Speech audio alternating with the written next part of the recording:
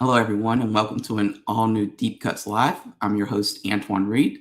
And if this is your first time watching, just make sure you hit that like or subscribe button to be notified of any time we have new content. So today we have with us ALEC Cuevas. So Cuevas Cigars has been in the business for a couple of years now. And you've probably seen interviews with his father, Louis Cuevas. As in fact, his father was on Deep Cuts when I first started to do this. So when I wanted to do the follow-up, really wanted to get him on here to kind of talk about his experiences being a younger generation kind of coming into the business. So I'm looking forward to today's chat, and let's bring him on. ALEC, how are you? I'm doing great, Antoine. Thank you so much for having me on the show, brother. Yeah, like I was saying, your father was one of the brave people who kind of came on the first the first iteration of this, which was like Instagram Live when we were all under lockdown and I had no idea what I was doing and stuff. So thank you for trusting to come back. Oh, After hearing, hopefully it went well for him. But I was like, I think of that era. I was like, how did we do that? Because it was a really strange. We didn't know what was going on in the world, and we were trying to do things, and technology like this was kind of just slowly coming onto the scene. And I was trying to do Instagram lives and Facebook lives and Zooms and stuff like that. So it was a completely crazy time. But thank you for coming on today. of course, for what it's worth, my father did say this already caught wonderful reactions from my father the first time around. And albeit I always get a little bit nervous when it comes to doing these sort of podcasts, to which my father says, "Oh, with Antoine, I had a blast. You're gonna have a blast just the same." So I'm genuinely excited. Thank you so much once again. Yeah, well, thank you. Like I said, thank you for coming on. I think of Casa Cuevas has like a different place for me because when I first started doing the writing and the content creation, I remember it was like one of the first kind of trade shows, and I remember running into your father and your mother, and at the time, and it was before the company had really launched, and it was like, we're going to start this company. You hear that a lot, and sometimes you just kind of have to take it, Yeah. like this kind of nod and say, okay.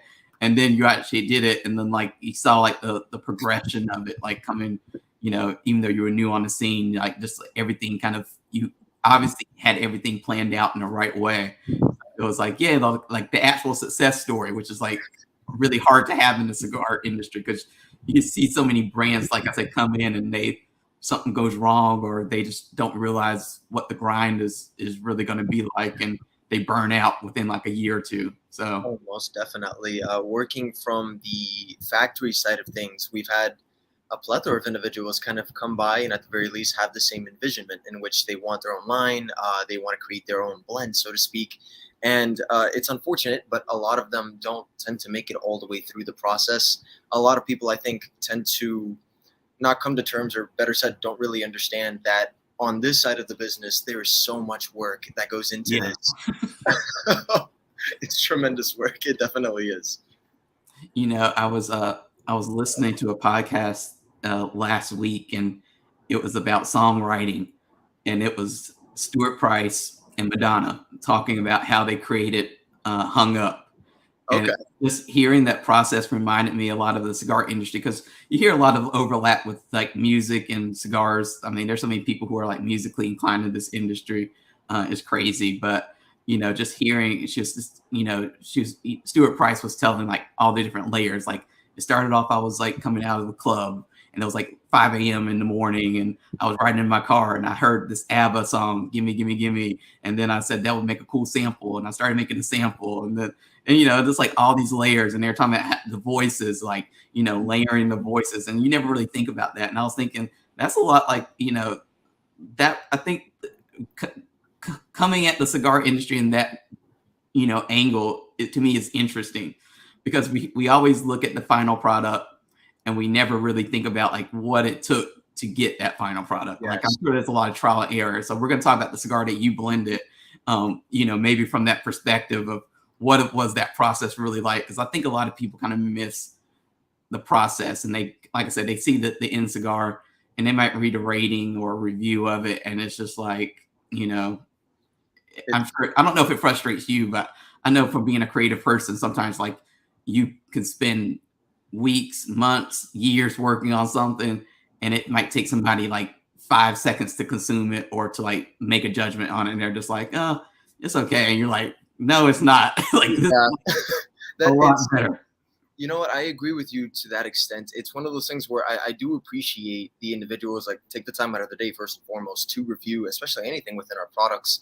But now, especially with the newest launch of Sangre Nueva, actually getting my hands dirty with the actual blend process, how long it took. I mean, the process took us close to about half a year, maybe 8 months, before I genuinely was happy with what we had. To have somebody sit there and maybe smoke 5 minutes of it just to put it down and say it's not my cup of tea, it does genuinely hurt. It's one of those things that you don't really get used to. But then again, the honest criticism is something that I also very much take into account. I think it's important, especially being on this end of things. Customer service for us is top priority. Truth be told, we are a relatively small brand, and we want to make sure everybody, for the most part, is content. So that is all the stories that essentially lined up with Sangre Nueva. The concept behind this guy was essentially this was to pay homage to my family. So it's a legacy sort of cigar. And I wanted to use a lot more modern tobacco, for lack of a better term, but I did wanted to keep it within its traditional roots. I mean, Spanish title, it still does carry some stuff that we've brought in from years back, actually, as a matter of fact, within the factory that we've never really used within our own lines. This includes also new vitolas and things of that nature.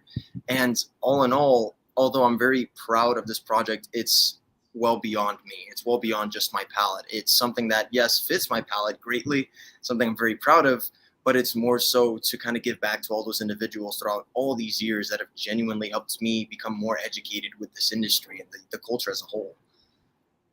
Exactly. You know, thinking about this project in general, I remember coming to PCA this year, and you're walking around the trade show floor. You know, the first day, people are trying to get their sea legs and figure out what's going on and who they need to hit up. And I remember it was maybe by the was it the second day or so? I remember being all the way. Your booth was on like one end of the show floor, and I was all the way on the opposite end speaking to a retailer. And he was like, "Have you tried? Have you been to Casa Cuevas?" And I was like, "Yeah." I was like, "I stopped by there. I haven't like been able to stop." I was like, "Because you all were so busy." It's like one of those things where I was like, I have to. I'm gonna try to. I have another day or a half, or I'm gonna try to stop by. And he was like, "You got to go to Casa Cuevas because Alec, he's done the cigar," and it's just like he was going on like this is obviously a sample he smoked, but you would think like it was like his favorite like standard. He was telling me about the different tobaccos in it and like how the branding was cool and the box art was cool and like this whole thing, and he felt like it was like one of the standout releases from the show. And I was just like, wow. I was like, well, definitely I'm going to stop by and like try to stop by just to get a video of this cigar. But I think it was one of the like most buzzworthy releases.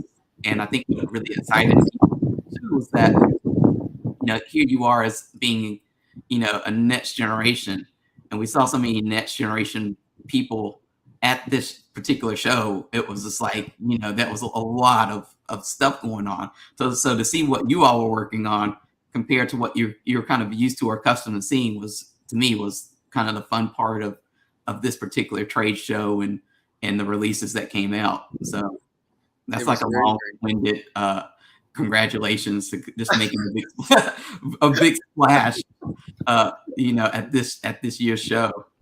well. Thank you. You're right. There were a lot of the younger generations, especially on this trade show floor. I've come to notice, and all that in tandem. It's exciting. It really is, Antoine. Not to say that I'd say the younger generations are kind of spearheading the future going forward, but I will say that input is tremendous. And this is definitely something a bit repetitive. You've most likely heard this before, but it's similar to craft breweries, for example. You have a lot of the older folk that know what they like. They're going to stick with their Heineken or their Belgian Fat Tire or whatever choice of IPA they choose, things of that nature. Whereas the younger crowd is going to walk in there and choose what they have available. There's a plethora you can go for, and why not try a little bit of everything just to see your cup of tea? There's sour beer, there's passion fruit beer, there's all sorts of crazy stuff out there, similar to cigars. I feel as if the younger generations now, from a patron perspective anyway, from a consumer standpoint, is now going into these humidors, and albeit they are most likely a little bit intimidated based off the selection, are still choosing some of those cigars that are relatively boutique and new to the market. That's something that I like, the fact that a lot of the younger crowd within the industry as a whole are currently stepping into the fray for. It gives a nice opportunity for the folks more or less around the early 20s, mid 20 range, hell, even late 20s, the chance to jump into this amazing culture. I mean, and just to meet some of the coolest people I think I've ever met, truth be told, in my life.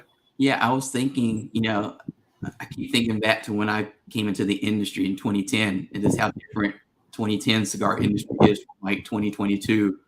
And like you said, it's like, people are less brand loyal, which sounds like a bad thing, but it's like if you put a cigar in front of them, like, and as it shouldn't matter, but if the band is cool and stuff like that, they'll be like, I'll give it a try.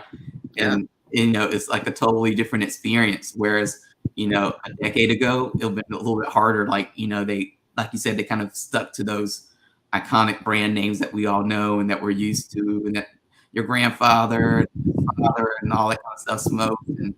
And it's, it's just, but I think a lot of that's changed. Like people want they ask the question, what's new? Sometimes, now it's not just what's new from the brands that I always buy from, or, if they're a completely new product in here from a company I might not have known of.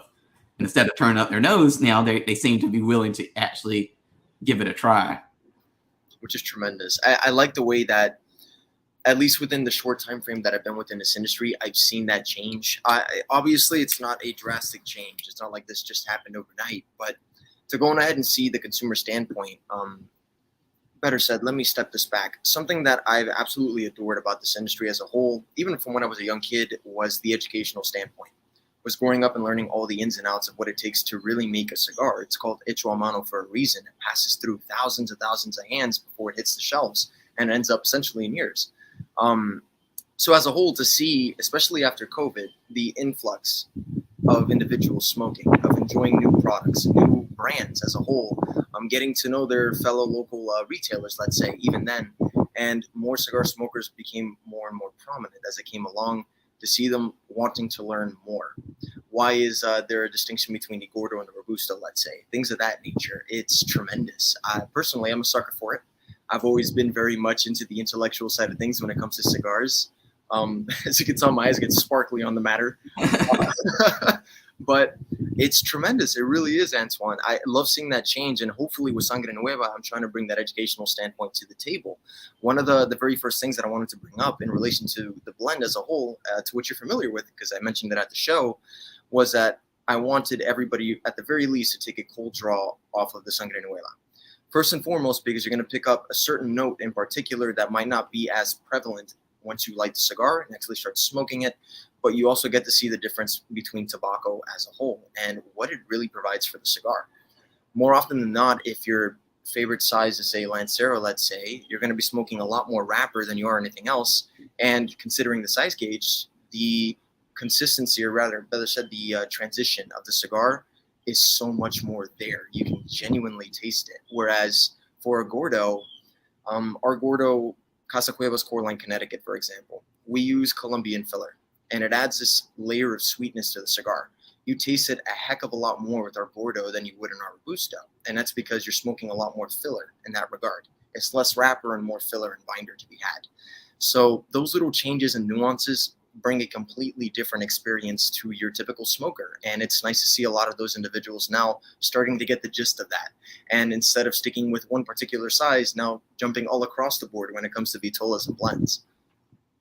Yeah. And, I think it's really interesting about you talking about the cold draw, because we don't hear a lot of that on deep cuts. But a little step back from that, the education side, because I was having this discussion with someone in the last couple of weeks about how do you sell a cigar, and we were having this discussion about, there are some people who think it's the process, I would say, of a sales process. Like you need to, maybe they don't want to talk to somebody when they buy that cigar or that product, and maybe they are looking for an automated process, like, just go on to a website, almost like Amazon stuff, like Amazon or Walmart.com or whatever.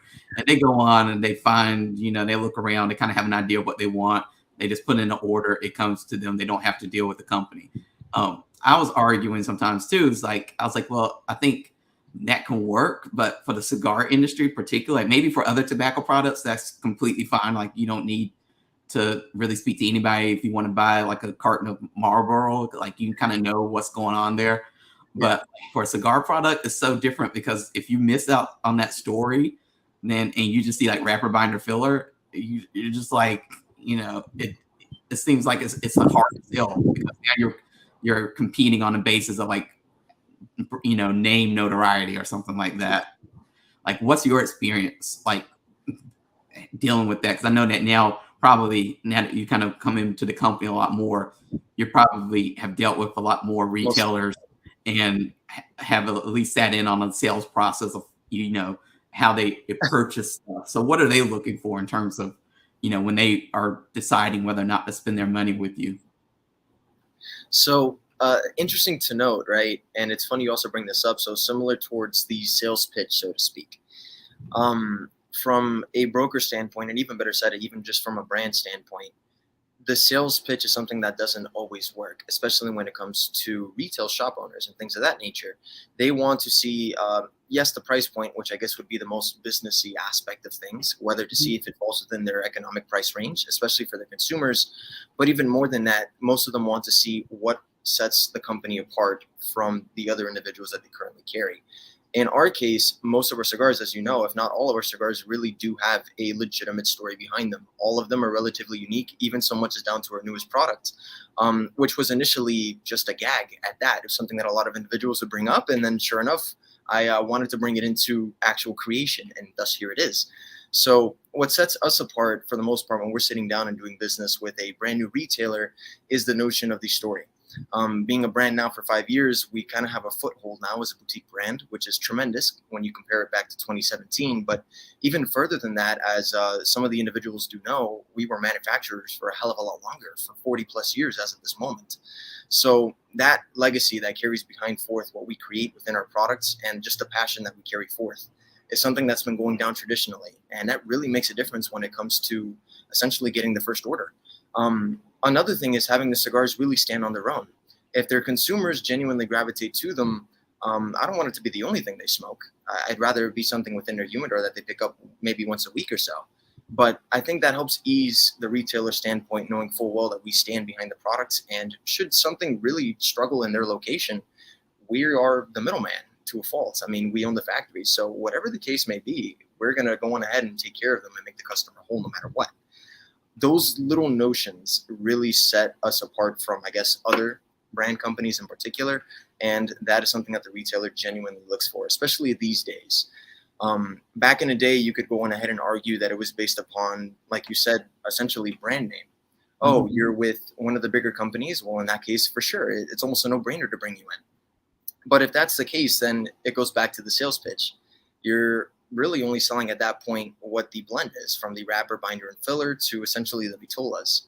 Whereas if I were to go on ahead and give you the mandaria, let's say, from a boutique standpoint, you get to hear the story behind it. 2019, the robbery that ended up occurring, they stole a bunch of our limited edition cigars, and thus we wanted to kind of come back with something, and hence created the sledgehammer, otherwise known as la mandaria, the same principal tool used to break into our warehouse.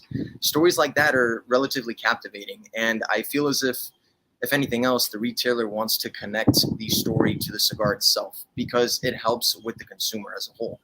At the end of the day, especially with social media being so prevalent now, stories are genuinely catching people's attention, and they make all the difference in the world when it comes to what you're smoking. When you're sitting down and everybody's smoking, let's say, a different cigar, at the end of the day, the experience to be had is the conversation piece you're having with those individuals. Mm-hmm. So storytelling and all that aside, that really brings everything full circle, especially for a company like ours, which we're at this point in time, you could even say we're still trying to get, boots off the ground, so to speak. Yeah. Now, I mean, I've been a big advocate for storytelling in the industry. I know it sounds kind of crazy, but I mean, I just think, after a while when you have a cigar and it's like, wrapper, binder, filler, how interesting can it get? Like how much like people like me, like I see wrapper binder filler, even if I've been in the industry for a while now, it's just like, what does that mean? Like, what does that mean? I'm like, I'm not to the level yet where I'm like, oh my gosh, that wrapper means it's going to taste like this, or this is going to have this experience. And I think there's a lot more people probably like on my level who maybe are not aficionados, who have no idea what certain tobaccos kind of give you. And so like I latch onto the stories and the personalities more than I do kind of, like I said, wrapper binder filler, you know, even the process, even knowing a little bit about the process sometimes for me, like how was the cigar made? If it was made by a special process, that kind of is interesting to me because it makes it stand out. And then when I see that cigar, I might say, oh, okay, I know a story behind that. It's not just another cigar with another, band on it. Oh yeah, it's interesting to note. So working from the retailer side of things, because I used to work at a local retail shop down here in Miami, Neptune's, for those of you that are familiar, for close to about a year. One of the biggest projects that I had working at that shop was essentially smoking everything that they had on the wall. And after smoking God knows how many cigars, you kind of come to terms with the notion that chances are you've smoked that sort of tobacco before, whether as a wrapper, a binder. And yeah, there are some subtle differences, but like my father iconically says, tobacco isn't grown on the moon. I mean, chances are most people have smoked a great variety of tobacco. So the story is really at that point what sets it apart. And like I said earlier, and similar to what you said as well, just the conversation piece. The experience and the persona behind the individual giving you that cigar makes all the difference. You don't want somebody that's essentially flicks you a cigar and says, go on ahead and try it, in relation towards somebody that's genuinely taking time out of their day to tell you why this cigar meant so much to them as a brand. Those little distinctions really helped us, at the very least, go very, very far. Yeah, and that's why one of my favorite Casa Cuevas cigars is the Patrimonio, which actually has a good story behind it. I post a lot about that one when I smoked it on Instagram and such. But like I said, a good story to me is just like makes the product a little bit better, because like I said, if you don't have the story and it's just the basic, what's in it, like that's nice to know, because I definitely get worried when somebody says it's an undisclosed brand, like we can't. I'm like, why? Like then I go into a completely other, my mind is like, why is this like Exactly. what's wrong? Like, what's happening here? So it's a balance. So I think like having that story just helps, and I know people maybe that like every company, every product might not have a story, unfortunately, but Yeah. I think they need something just to kind of, like I said, help stand apart. Of course. Of course. I was speaking to Lito Gomez Jr. earlier this month, so it's funny that you're ending the month and he started the month, so it's like the next generation kind of bookends. And I asked him, what do people in your age group like? How do they think about cigars now? So I'll ask you that same question, because I know I'm late 30s now, and I remember coming into the industry, and you thought cigars were for the affluent people, that were on the yachts with the Rolex watches, really old people, rich old people, slick back hair stuff. That's the kind of thing you kind of thought, because that was the only kind of thing. And then you get into the industry, and it's like, you go into a cigar store anywhere or a cigar event, and you're like, wow, this is like not at all like what you see advertised or in like some of the social media stuff, or back in the day in print magazines. So what do people in your age group what do they think about cigars today?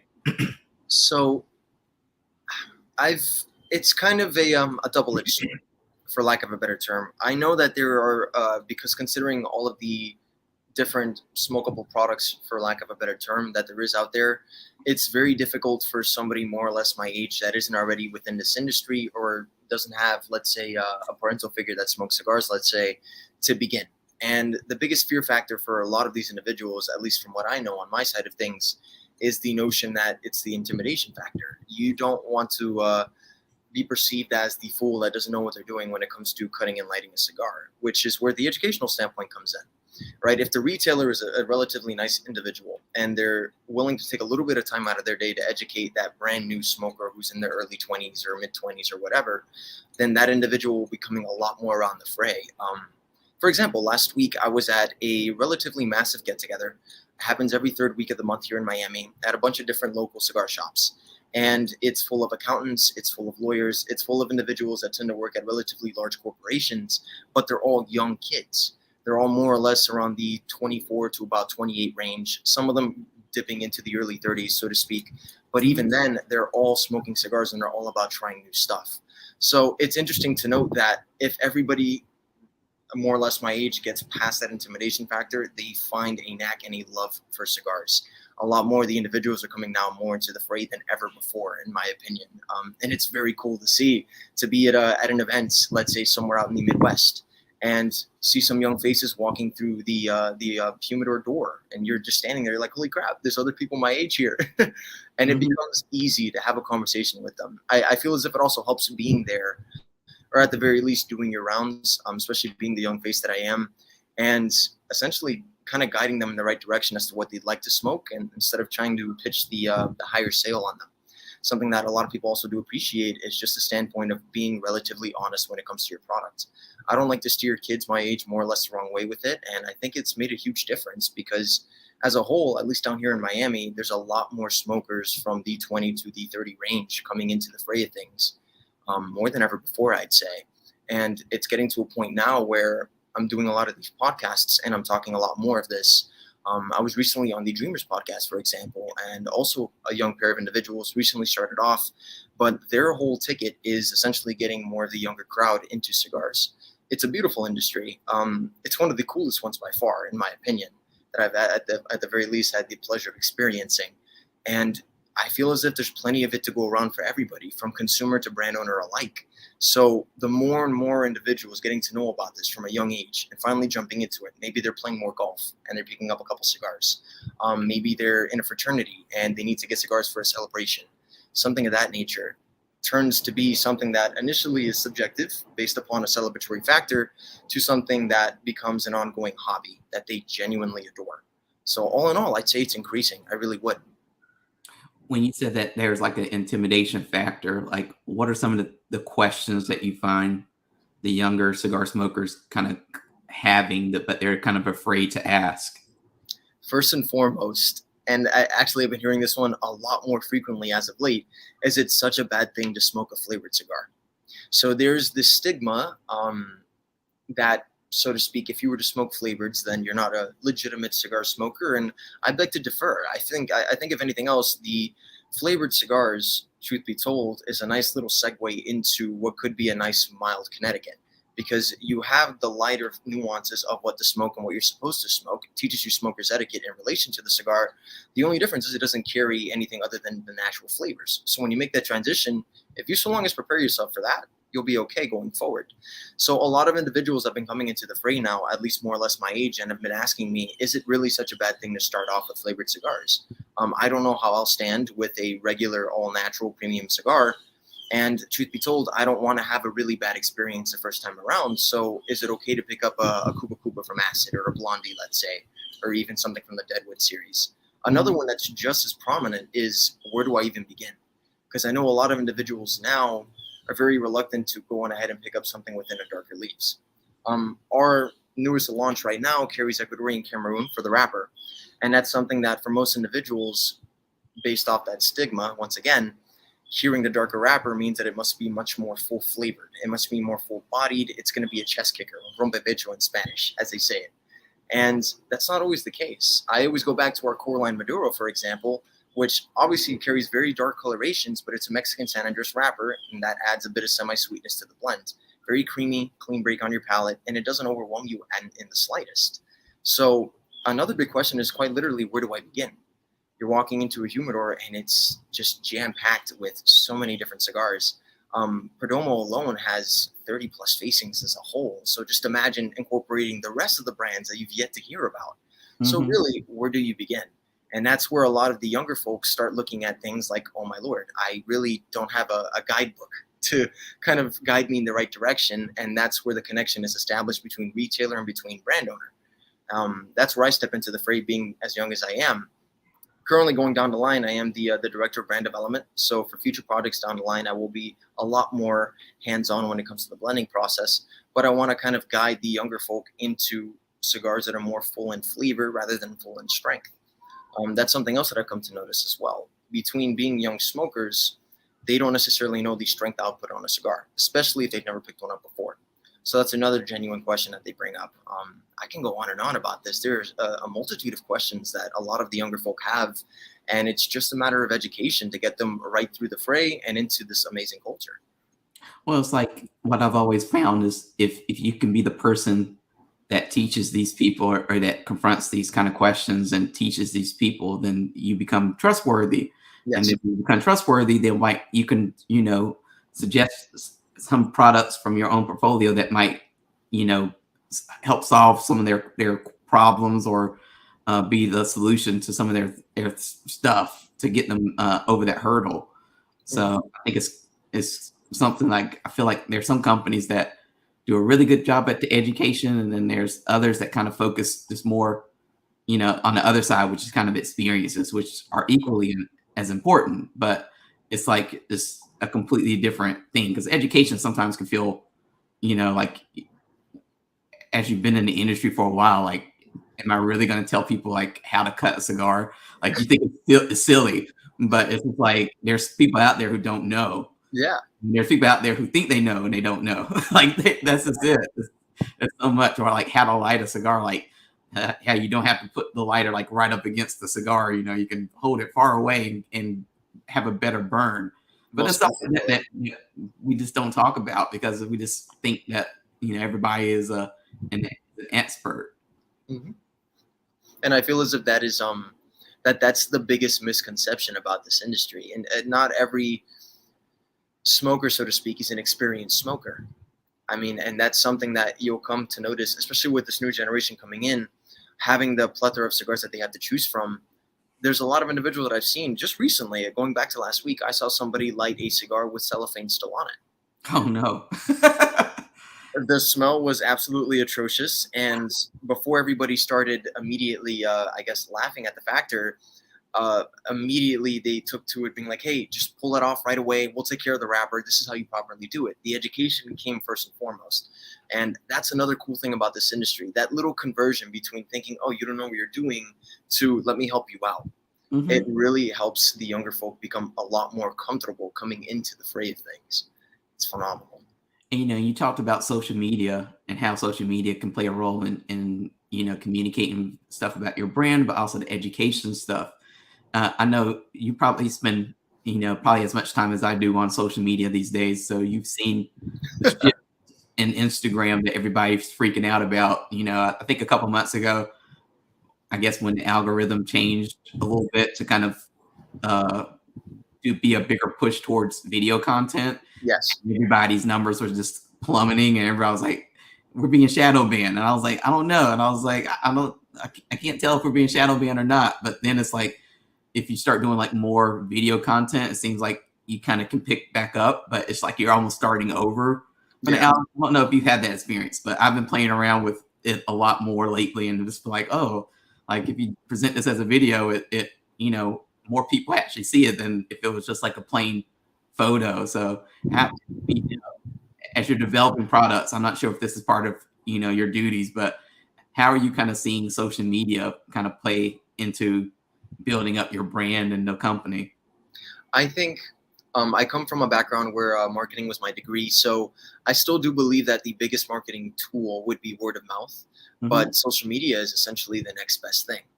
And that in tandem, you're right, the algorithm fluctuation that happened a couple months back kind of threw everything on a loop. I remember looking at the numbers initially with our Casa Cuevas page and wondering what the heck was going on.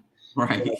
Yeah, it was a little nerve wracking. It really was, because at the end of the day, you really want your product to carry its own exposure.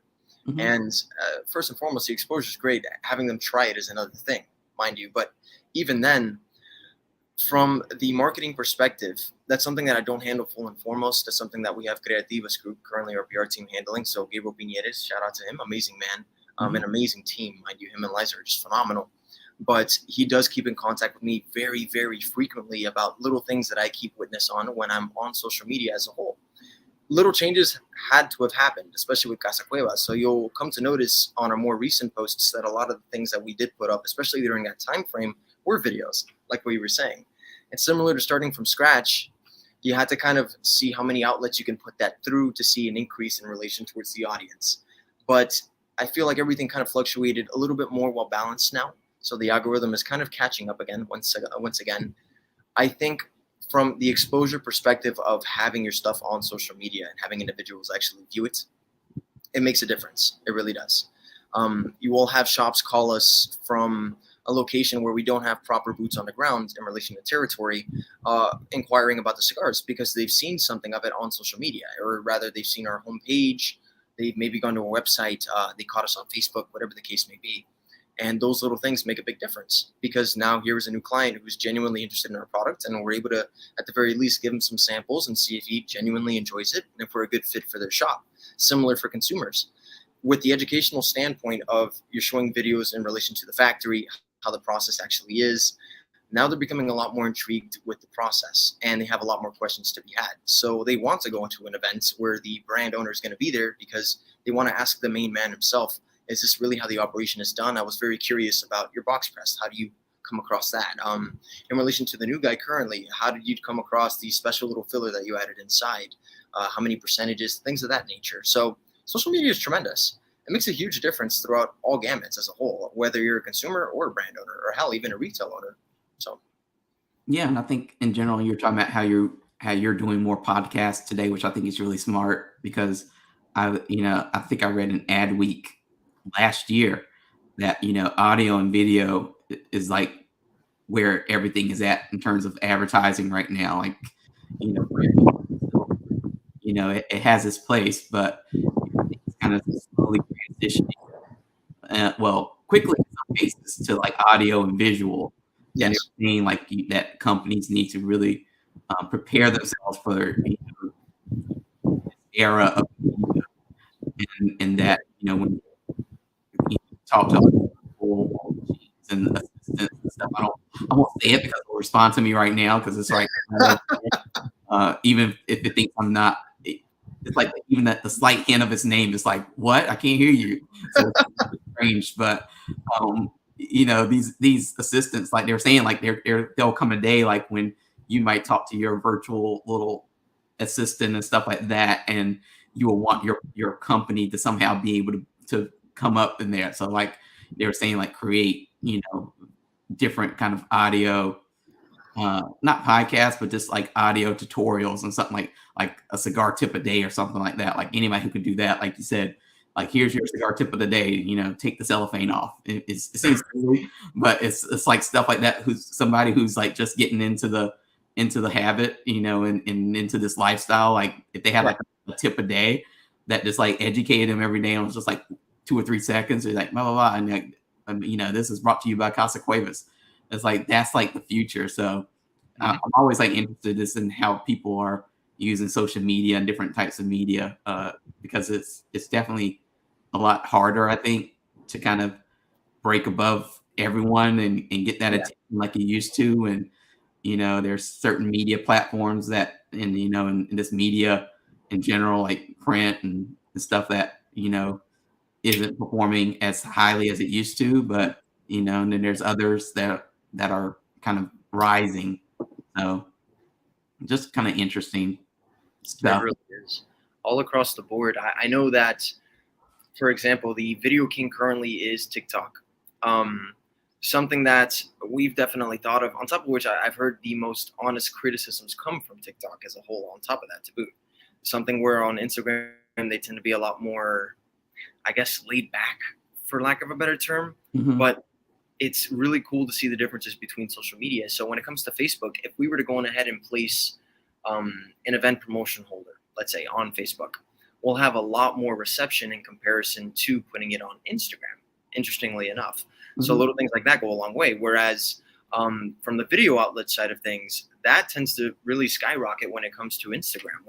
For our factory as a whole, a lot of people become a lot more interested.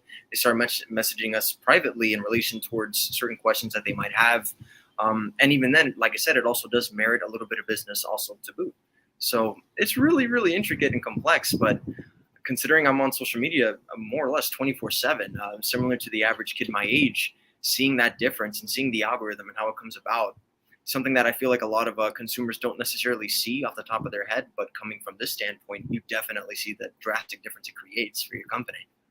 Yeah, definitely. Like I said, and just like you said, TikTok is a completely different world. And I know a lots of the cigar industry has not yet broken into TikTok because they think it's for younger people. But, I always kind of throw out that statistic that came out a couple weeks ago that, it's becoming like a search engine basically. Like, Yeah, so at some point, I think people, when Instagram kind of fizzles and it's become like a plateau and you're not getting the results, I can see a lot more people jumping over to TikTok and trying to figure out like how to adjust their marketing because you can't just pick up the same content and it doesn't perform the same way. So, exactly. um, Exactly. getting back to your product, like, this cigar is so intricate. Like, if you really look at it, I know the camera won't focus and all that kind of stuff, but there's so much like detail, like in the cigar band and in the story. Like, what did you learn from this experience, like making this cigar? Wow. I This was a very, very insightful project. So first and foremost, and I mentioned this at the show, personally, the respect that I have for fellow manufacturers. Holy cow, Antoine. Because there's one thing to going ahead and have a demographic of trustworthy, let's say 8 to 10 people. You genuinely trust their palate. You know they're going to give you honest criticism, and that's great. Let's say it's a home run between all 10. Let's say 9 out of 10, to make it realistic, right?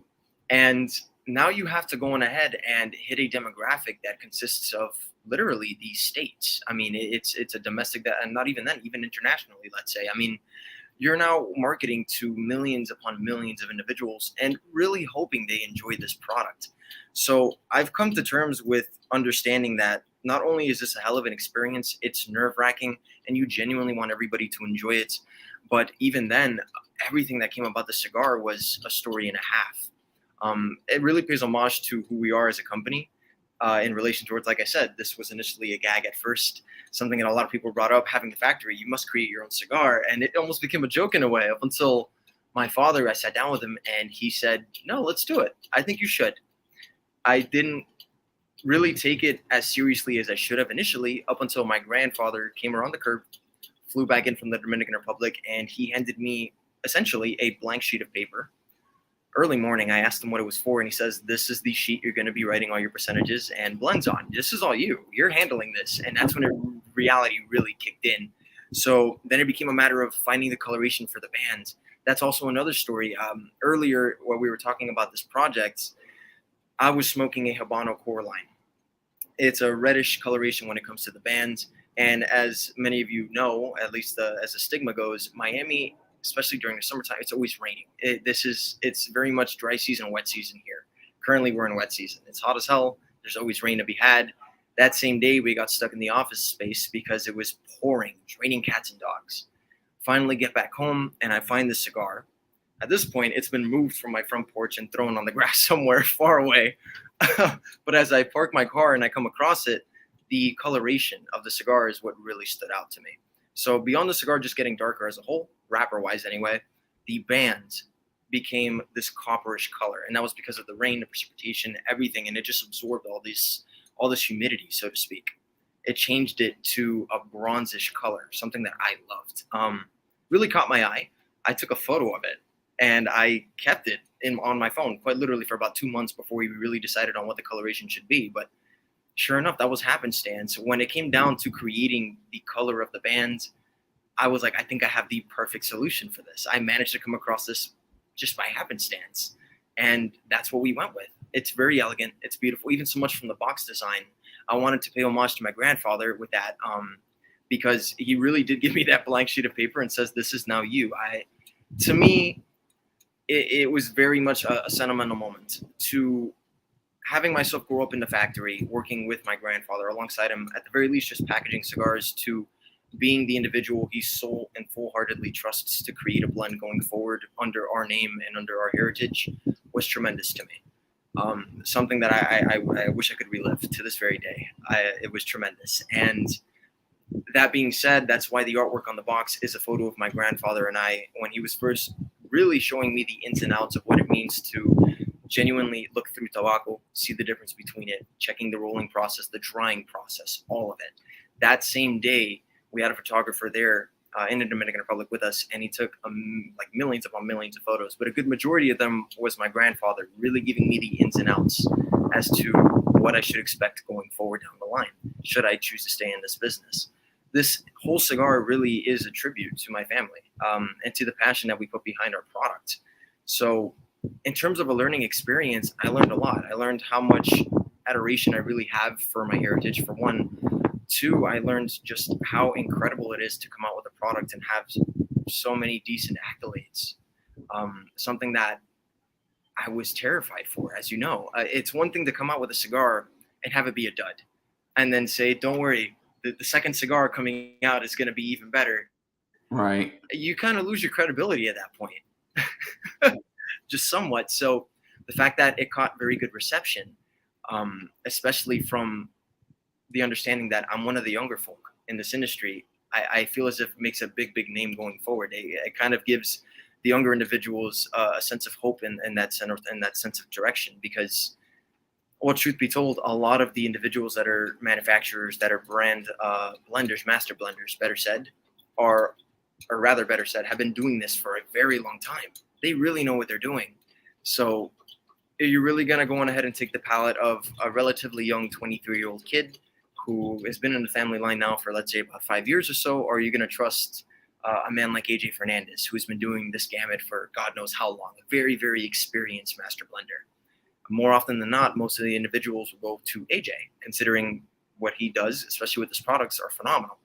But the opportunity to be there in the forefront and show this industry, for the most part, that younger individuals also carry that sense of palate and that sense of passion, and they catch just the greatest reception I think I could have ever possibly imagined. That's also something I learned different. Just the adoration that everybody in this industry has as a whole for one another. So it was a tremendous learning experience for me all the way through. At what moment did you know, like, this blend and all the percentages that you came up with, like, this was it? Like, was there a moment? There was definitely a moment. And it came about after smoking about 60 to 70 different cigars. It was about 14 blends in total. I decided on blend number 10. And initially off Sangre Nueva, which means new blood. In case some of those of you who are wondering, what ended up coming about was 4 initial blends. I know I wanted Cameroon. I'm a sucker for Cameroon. I'm obsessed, almost obsessed with it, borderline obsessed. I mean, I think it's phenomenal, especially African Cameroon.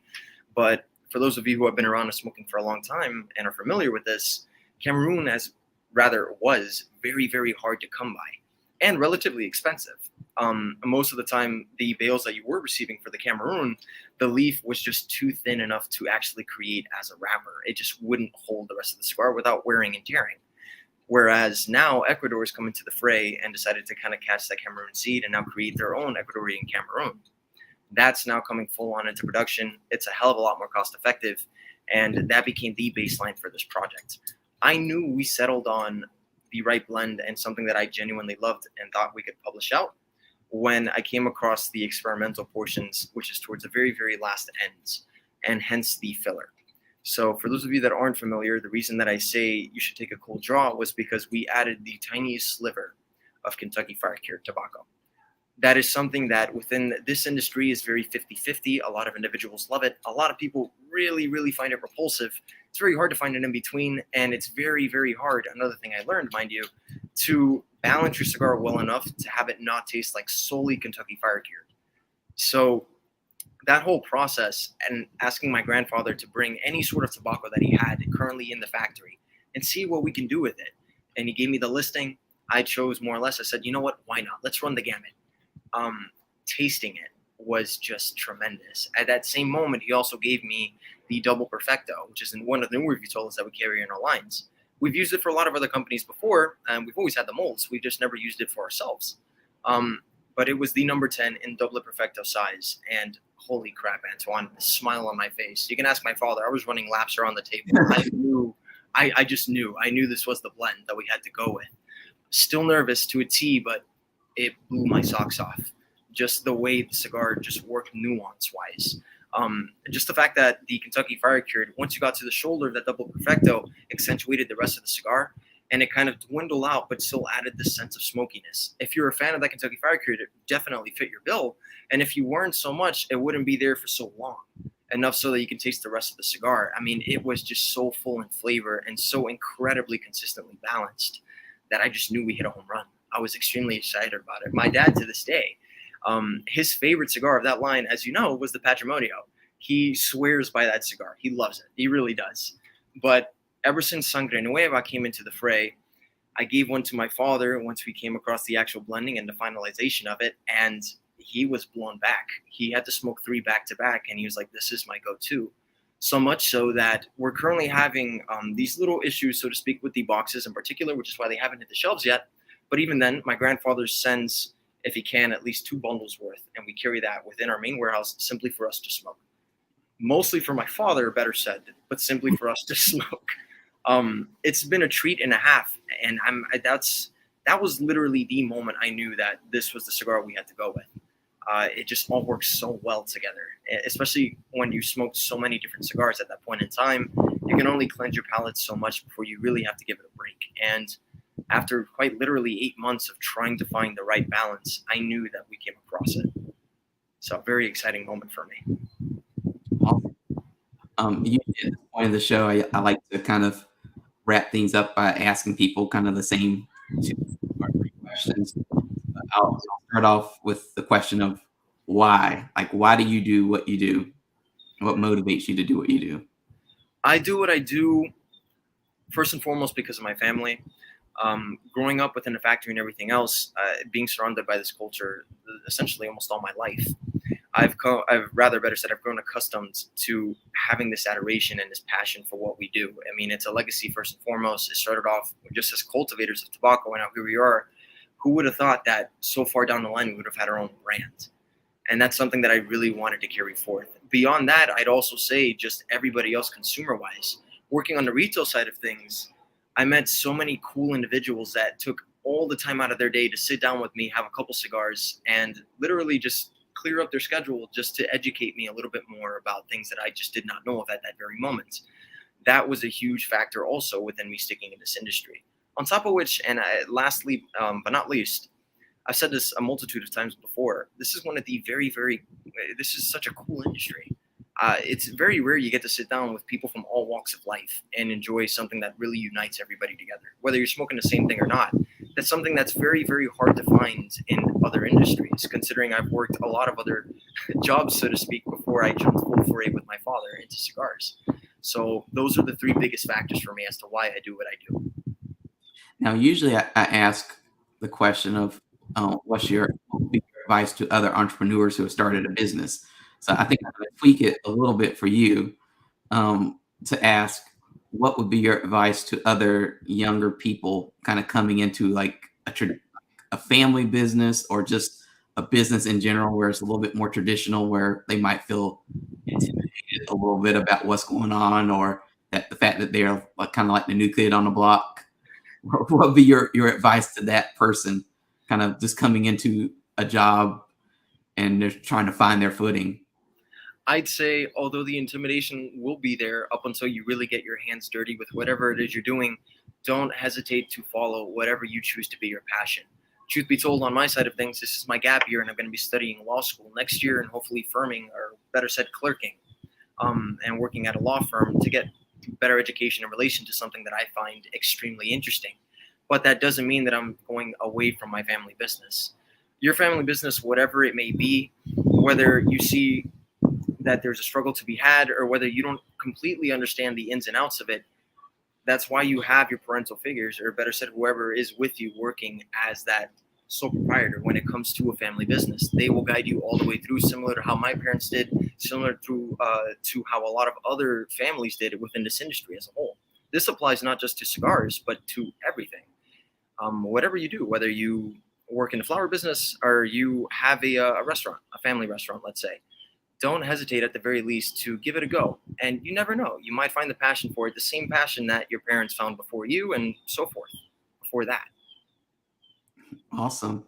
What can you kind of share with us? Like, what are you working on now? I'm sure you're probably working on 2023 or even 2024 kind of stuff now. As if you're developing products, people don't know that the cigar industry is like you're working usually 2 or 3 years. Yes. So, what can you share about like what you're working on now? So we have two new things in the works. Well, better said, three.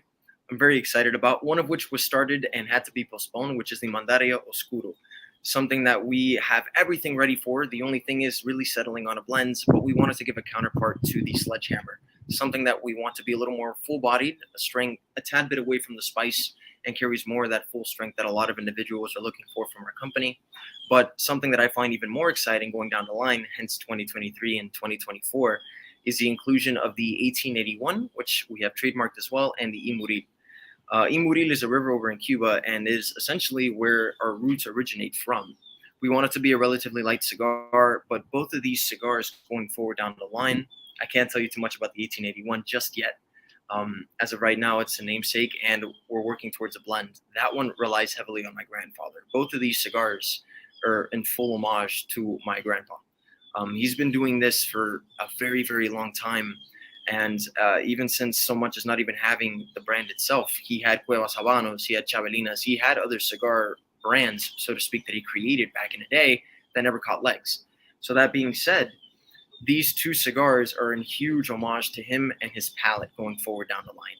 1881 is going to come out much later, so that's most likely going to be around the reigns of late 2023, if not 2030, 2024. Sorry, not 2030. About 2030. Wow. Real preview. My apologies. But yeah, so seriously, do be on the lookout for Imuril, be on the lookout for 1881, and also be on the lookout for that Mandaria Oscuro. The Mandaria Oscuro is going to be our closest thing in relation to launch, considering everything has already fallen into place. The only thing needed is a little bit tweaking here and there, but really be on the lookout. We're extremely excited. As of right now, my grandfather's in town. I've been toying with him more or less to see where he stands in relation towards what he'd like it to be. And I want to see if I can create something amazing for him, something that would really blow his socks off. So those are our future projects that we have coming up. Great. Can you tell people what website and what social media they need to follow in order to keep in touch with everything Casa Cuevas related? Please follow us on Casa Cuevas Cigars on Instagram. That also applies for Facebook as well. Or you can visit our website, casacuevascigars.com, to see if you can find our cigars in a location near you. And truth be told, we are relatively friendly. So if you do reach out on any of these platforms, we're more than inclined to answer back and answer any questions you guys might have from us. Well, great. I was telling you that I know that there's a lot of people are probably saying, like, we didn't learn this about ALEC and we didn't hear this question, but I would love to have you back on at some point and maybe have you and your father on now that we've had you both individually. I think that'll be a fun combination just to have you all both on just to talk about the family business and just have a discussion about cigars and family and life in general. So I'll reach out to you about getting that going at some point in the near future. Please do. I'm really looking forward to it, Antoine.